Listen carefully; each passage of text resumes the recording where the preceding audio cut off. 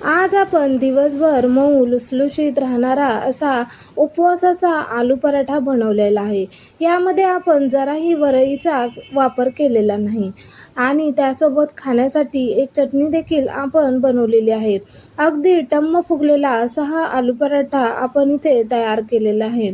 इथे आपण त्याच्यासोबत खाण्यासाठी शेंगदाणे आणि खोबऱ्याची उपवासाची चटणी देखील इथे आपण तयार केलेली आहे. चला तर मग रेसिपीला सुरुवात करूया. त्यासाठी इथे मी 1 वाटी इतके साबुदाणे घेतलेले आहेत.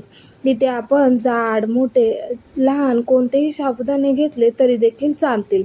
आता साबुदाणे आपण छान असे भाजून घेणार आहोत. इथे मी मीडियम फ्लेमवर अगदी छान असे साबुदाणे भाजून घेतलेले आहेत. इथे आपल्याला साबुदाण्यांचा रंग बदलायचा नाही, परंतु आपल्याला चांगले असे साबुदाणे 7-8 मिनिटे मध्यम ते मीडियम फ्लेमवर चांगले भाजून घ्यायचे आहेत. इथे तुम्ही बघू शकता की एक 7-8 मिनिटं मी इथे चांगले साबुदाणे भाजून घेतलेले आहेत. इथे आपण त्यानंतर सर्व साबुदाणे एका ताटात काढून घेतले आणि थंड करून घेतलेले आहेत.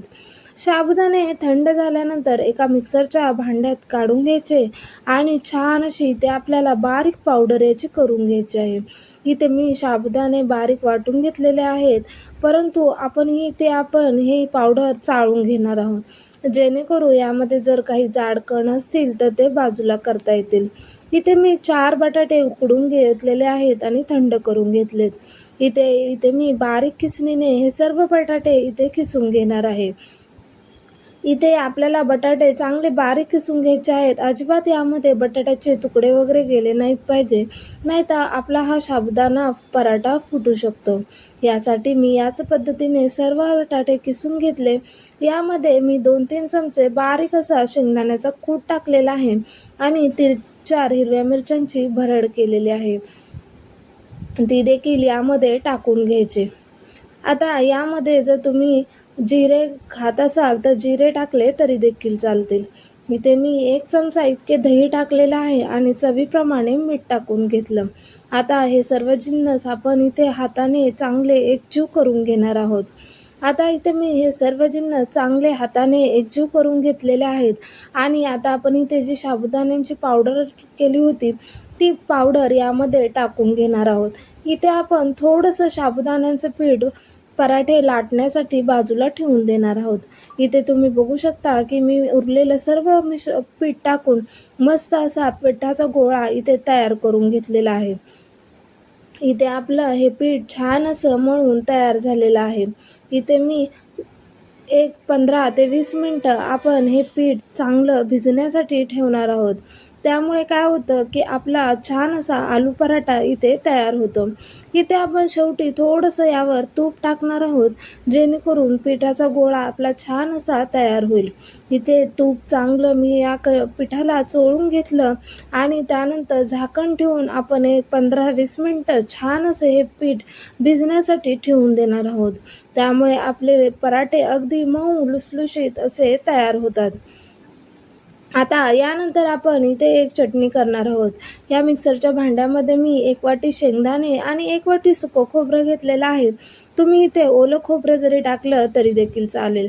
इथे मी 2-3 हिरव्या मिरच्या टाकलेल्या आहेत. इथे तुम्ही कोथिंबीर वगैरे खात असाल तरी टाकले तरी चालेल. इथे मी 1 छोटा चमचा साखर, चवीप्रमाणे मीठ टाकलेलं आहे आणि इथे थोडासा लिंबाचा रस टाकलेला आहे. तुम्ही लिंबाच्या रसाऐवजी दही जरी टाकलं तरी चालेल. इथे गरजेप्रमाणे पाणी टाकून छान अशी मी ते चटणी तयार करून घेतलेली आहे. आता आपण बघितलं तर 15-20 मिनिटानंतर आपलं छान असं पीठ भिजलेलं आहे. आता आपण याचे पराठे तयार करून घेणार आहोत आणि त्यासाठी इथे मी चांगला पिठाचा गोळा पुन्हा एकदा थोडासा चोळून घेणार आहे. त्यामुळे आपले पराठे छान असे तयार होतात. इथे मी एक पिठाचा गोळा मस्त असा तयार करून घेतलेला आहे. आता आपण याचे पराठे तयार करून घेणार आहोत. त्यासाठी आपण जे पीठ ठेवलं होतं साबुदाण्याचं, ते पीठ या गोळ्याला लावून घ्यायचं आणि याचा पराठा मस्त असा आपण इथे लाटून घेणार आहोत. इथे साबुदाण्याचं पीठ असल्यामुळे थोडंसं कडेला चिरा जातात, परंतु व्यवस्थित असा हा पराठा आपल्याला इथे लाटता येतो.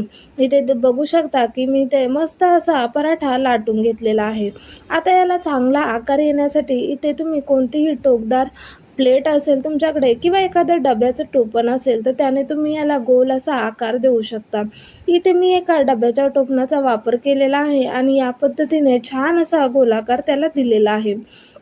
इथे मी याच पद्धतीने आणखीन एक पराठा तयार करून घेतलेला आहे आणि त्याला मस्त असा टोपणाने गोल असा आकार दिलेला आहे.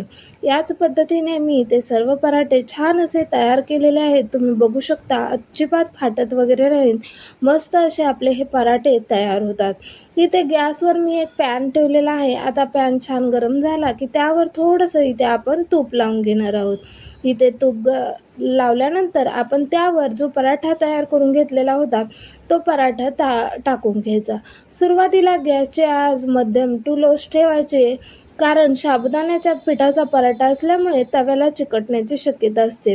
परंतु इथे तुम्ही बघू शकता की आपला मस्त असा पराठा उलटला गेलेला आहे. आता आपण हा पराठा मस्त असा सुरुवातीला मध्यम आचेवर मस्त खरपून असा भाजून घेणार आहोत. नंतर आपण गॅसची फ्लेम इथे हाय केलेली आहे. इथे बघू शकता की अलटी-पलटी करत आपण मस्त असा हा पराठा इथे भाजून घेणार आहोत. इथे मी दोन्ही बाजूने मस्त असा पराठा भाजून घेतलेला आहे. इथे आपण दोन्ही साईडला थोडं-थोडं तूप लावून घेतलेलं आहे. इथे मस्त तूप भाजल्यानंतर आणखीन 1 मिनिटभर छान असा आपला हा पराठा आपण इथे भाजून घेणार आहोत. खमंग असा खरपूस आपला इथे पराठा तयार होतो. अगदी दिवसभर हा मऊ लुसलुशीत असा हा आपला पराठा राहतो. अजिबात कडक वगैरे होत नाही. तुम्हाला जर हा व्हिडिओ आवडला असेल तर व्हिडिओला लाईक करा आणि चॅनेलला सबस्क्राईब करा. इथे तुम्ही बघू शकता की किती खमंग आणि खरपूस असा आपला हा पराठा इथं भाजलेला आहे. इथं छान असा एक 3-4 मिनटं मी हा पराठा मस्त असा भाजून घेतलेला आहे. त्यानंतर मी हा पराठा काढून घेतला आणि यानंतर आपण आणखीन एक पराठा याच पद्धतीने भाजून घेणार आहोत. इथे तुम्ही बघू शकता की आपला हा पराठा मस्त असा तयार झालेला आहे. आता आपण आणखीन एक पराठा याच पद्धतीने इथे भाजून घेतलेला आहे. हे पराठे करताना अजिबात फाटत नाहीत, मस्त असे तयार होतात. इथे आपण जरासुद्धा भगर वरईचं पिठाचा वापर केला नाही. फक्त साबुदाण्याचे पीठ आणि बटाटे यापासून हा मस्त असा आपण आलू पराठा इथे तयार केलेला आहे.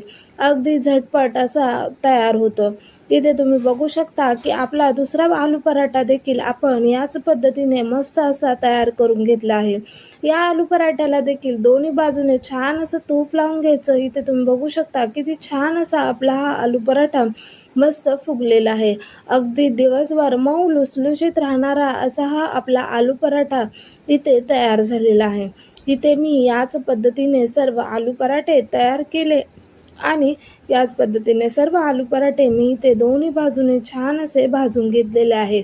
इथे आपले उपवासाची चटणी आणि त्याच्यासोबत खाण्यासाठी छान असे आपले आलू पराठे इथे तयार झालेले